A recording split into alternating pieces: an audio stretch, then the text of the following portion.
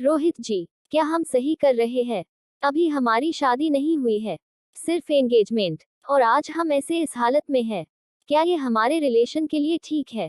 कुसुम ने रोहित के बढ़ते इरादों को रोक दिया और संकोच करते हुए उसे देखने लगती है। कुसुम के रोकने से रोहित थोड़ा सा गुस्साते हुए बोला, कुसुम, कम ऑन यार, ग्रो अप। यहाँ लोग बिना एंगेजमेंट की ही सब कुछ कर लेते हैं। वैसे भी हम तो जल्दी ही शादी करने जा रहे हैं, तो फिर ये ड्रामे क्यों? देखो, बी प्रैक्टिकल। और वैसे भी क्या फर्क पड़ता है, हम तो फ्यूचर में हस्बैंड एंड वाइफ होने वाले ही है।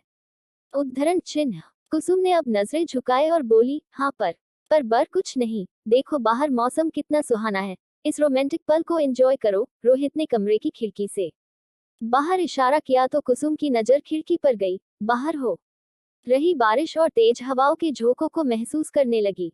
रोहित ने मौके का फायदा उठाते हुए अपने दोनों हाथों में कुसुम का चेहरा भर लिया, उसकी आंखों में देखते हुए माथे पर किस कर दिया। एक स्त्री को जीतने के लिए सबसे पहले उसका भरोसा जीतना अनिवार्य होता है। कुसुम भी यहाँ अपना भरोसा हार चुकी थी और ये काम रोहित को बखूबी आता है। उसने कुसुम के साथ ये पड़ाव पार कर लिया था। कुसुम रोहित के सामने खुद को समर्पित कर चुकी थी। 20 साल की कुसुम सेकंड ईयर की स्टूडेंट थी। वो निहायत ही खूबसूरत और बेहद ही इनोसेंट लड़की थी, दिखने में दुबली पतली इंद्र की किसी अप्सरा के समान। कुसुम पहली ही नजर में किसी भी मर्द को भा जाने वाली लड़की थी। बचपन से ही कुसुम एक पारिवारिक और परिवार की जिम्मेदारियों को सर्वोपरि मानती थी। उसके घर में उसके बड़े भाई और भाभी के अलावा कोई नहीं था। उसकी जिंदगी अपने भैया और भाभी के इर्द गिर्द ही घूमती थी। वही रोहित एक रसूखदार अमीर परिवार का बिगड़ेल बेटा था। वो शहर के बड़े कॉलेज में पढ़ाई करता है। उसके पापा पॉलिटिक्स में सक्रिय भूमिका में निभाते हैं, जिसका फायदा वो पल पल उठाता रहा है। उसकी एंगेजमेंट से पहले उसके कई शहरी लड़कियों के साथ रिलेशंस के चर्चे आम होते रहते थे। उसका मानना था लड़की केवल मनोरंजन का साधन मात्र होती है। कुसुम की शादी उसके एक दूर के रिश्तेदार ने अपनी पहुंच का इस्तेमाल करके किसी तरह से रोहित के साथ फिक्स करा दी थी।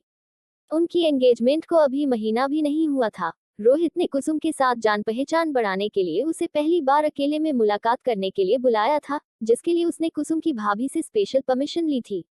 उस मुलाकात के बाद कुसुम और रोहित आपस में घुल मिल गए थे। धीरे धीरे महीना कब गुजर गया पता नहीं चला। एक दिन अचानक कुसुम को पता चला कि उसके शरीर में कुछ हार्मोनल बदलाव हो रहे हैं। उसने अपने मन की बात दहकी होकर अंजलि को बताया। अंजलि, पेट से है क्या? ये क्या कह रही हो कुसुम? अभी लास्ट मंथ ही तुम्हारी मंगनी हुई है और अब पेट से? अंजलि ने कुसुम को हैरानी से पूछा। कुसुम अपने कमरे की खिड़की पास आंखों में आंसू और हाथ में प्रेगनेंसी टेस्टिंग किट लिए खड़ी थी, जिसमें गहरे लाल रंग की 2 लकीरें कुसुम के प्रेग्नेंट की साफ साफ गवाही दे रही थी। अंजलि कुसुम की बेस्ट फ्रेंड थी। कुसुम और अंजलि के बीच कुछ भी छुपा नहीं रहता था। तुम ऐसे स्टैचू क्यों बनी हुई हो? अरे तो क्या हो गया अगर प्रेग्नेंट हो? मुझे तो बहुत खुशी हो रही है, मैं जल्दी ही मौसी बनने वाली हूँ। अंजलि ने कुसुम को खुश करने के लिए मजाक किया। कुसुम ने अपने आंसू साफ किए और उसे घूरते हुए कहा, तुम्हें मजाक सूझ रहा है? हमारे कुछ समझ नहीं आ रहा कि क्या करे क्या नहीं। अंजलि फिर से मुस्कुराने लगी। अरे मजे तुमने लिए है तो सजा भी तुम्हें ही मिलेगी ना, मुझे तो नहीं। अंजलि, प्लीज हम मजाक नहीं कर रहे, कुसुम ने चिल्लाते हुए कहा। ओके, सॉरी बाबा, मैं तो मजाक कर रही थी। अच्छा एक बात बताओ, तुमने रोहित को नहीं बताया इसके बारे में? सुबह से कॉल कर रहे हैं, वो फोन ही नहीं उठा रहे हैं। मैसेज भी किया है। कुसुम ने फिर से फोन अपने हाथ में लिया और मैसेज करने लगी। अच्छा सुनो, तुम जल्दी से रेडी हो जाओ, आज क्लास करनी है। इसके बारे में हम रास्ते में बात करेंगे। अंजलि और कुसुम एक साथ घर से रेडी होकर कॉलेज जाने के लिए गांव के बस स्टॉप जा रही थी। तभी अंजलि की नजर भोलू पर पड़ी। अचानक से उसके कदम रुक गए। भोलू, जो कि गांव का छटा हुआ मवाली टाइप का गुंडा था, उसका काम सुबह से शाम तक लोगों को परेशान करना और लड़कियों को छेड़ने का था। इस काम में उसका साथ उसके गैंग के मेंबर्स देते थे। क्या हुआ, तुम रुक क्यों गई? कुसुम ने अंजलि को हैरानी से पूछा। वो देखो, तुम्हारा पुराना आशिक भोलू तुम्हारा बेसब्री से इंतजार कर रहा है। अंजलि की आंखों में भोलू का खौफ साफ साफ नजर आ रहा था। कुसुम ने अपने सामने हंसते मुस्कुराते भोलू को देखा तो उसका गुस्सा 7वें आसमान पर पहुंच गया। बहुत बर्दाश्त कर लिया इस मवाली को, आज इसकी औकात इसे याद दिला के ही रहेंगे। आज के बाद या तो ये नहीं रहेगा या फिर हम नहीं। कुसुम जल्दी से उसकी ओर लपकी। तभी अंजलि ने उसे दौड़कर पकड़ लिया। पागल हो गई है क्या कुसुम? तुझे पता भी है तू किसके मुंह लगने जा रही है? बदतमीज है वो, 1 मिनट भी नहीं लगेगा तेरी बेइज्जती करते हुए। चल रहने दे, हम आगे वाले स्टॉप से बस पकड़ लेंगे। कुसुम अभी भी भोलू को ही घूर रही थी। भोलू भी समझ गया था आज कुसुम कुछ उखड़ी हुई लग रही है। तभी भोलू का एक दोस्त आगे आया और जोर से हंसते हुए बोला, भाई वो देखो तुम्हारा आइटम कल्टी मार के जा रहा है। ओए चिरकुट, तू जरा अपनी जुबान पर ताला मार, इसे थोड़ी देर के लिए रेस्ट दे। वो कहीं नहीं जाएगी, वो अपुन के पास ही आएगी क्योंकि वो अपुन की बंदी है। भोलू ने हल्की सी चपत मारते हुए कहा। भाई तू अपुन को मार ले, लेकिन वो देख तेरी बाली तो गई।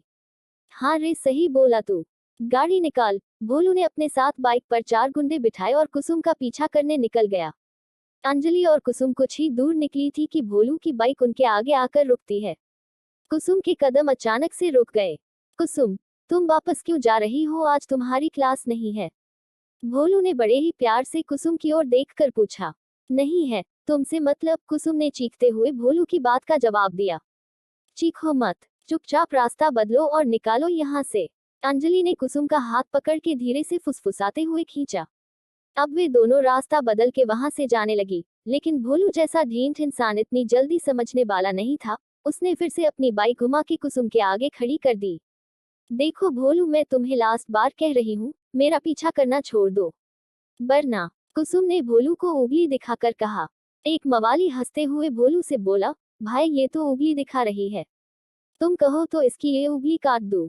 भोलू ने उस मवाली को 4-5 थप्पड़ रसीद करके कहा, सोचना भी मत, कुसुम को जो करना है कर सकती है, आखिर हमारी मोहब्बत है वो। कुसुम भोलू को घृणित नजरों से देख रही थी। कोई बात नहीं कुसुम, हम तुम्हारी ये गलती भी माफ कर रहे हैं, वरना तुम हमारा रौद्र रूप तो जानती ही हो।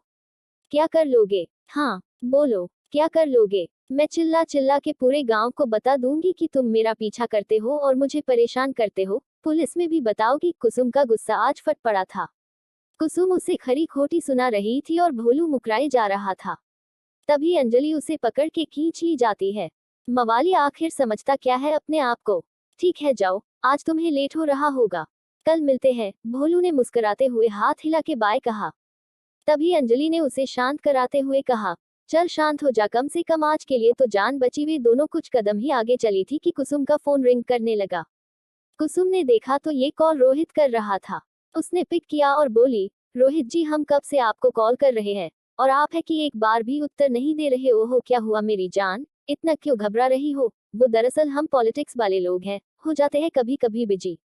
बताओ क्या हुआ? रोहित ने कुसुम की बातों को कैजुअली लेते हुए पूछा। हम आपसे मिलना चाहते हैं, कल सुबह गांव के बाहर वाले बस स्टॉप पर आ जाना, हम वहीं मिलेंगे। अरे वाह, आपको मिलना है और हमसे? ये तो खुशी की बात है, पर यूं बस स्टॉप पर क्यों? किसी होटल में मिलेंगे, इसी बहाने कुछ 2-4 प्यार मोहब्बत की बातें भी हो जाएगी। रोहित की बातों से उसके मंसूबे साफ समझ आ रहे थे, लेकिन कुसुम इस बार ऐसा वैसा कोई भी कांड करने वाली नहीं थी। उसे तो अपनी प्रॉब्लम के बारे में रोहित को विस्तार से बताना था। नहीं रोहित जी, हमारे पास इतना वक्त नहीं होगा, हम कॉलेज जाते वक्त आपसे कुछ देर बात करना चाहते हैं। प्लीज हमारी बात मान लो, ठीक है? हम तुम्हारी सारी बातें मानेंगे, पर एक बात तुम्हें भी माननी होगी। ठीक है, हम कल मिलते हैं, सेम टाइम पर, बाय। क्या होगा कुसुम की प्रेगनेंसी का? क्या रोहित शादी से पहले प्रेग्नेंट लड़की से शादी करेगा? कैसे कुसुम करेगी अपने घर वालों का सामना? जानने के लिए देखिए इस कहानी का अगला भाग। अगर आपको ये कहानी अच्छी लगी हो तो लाइक, शेयर और सब्सक्राइब करके बेल आइकॉन को जरूर दबा दे। धन्यवाद।